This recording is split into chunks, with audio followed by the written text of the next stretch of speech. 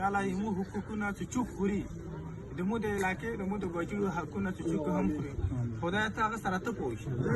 په دغه غریبانۍ کې یا مو چوک نه پرېږدئ په دغه ړنګو کورونو کې مې چوک نه پرېږدئ په دغه انسټي کې هم چوک نه پرېږدئ باوجود چې هغه اربپتي دي باوجود چې هغه کروڑپتی دي باوجود چې هغه ته د ګوړو کمای نشته باوجود چې هغه ته د بنګلو کمای نشته خو خدای وکړه بیا هم چې د دغو غریبانو ها خوري د خدای بس ته ورسره پوه شي الله دې ورسره پوه شي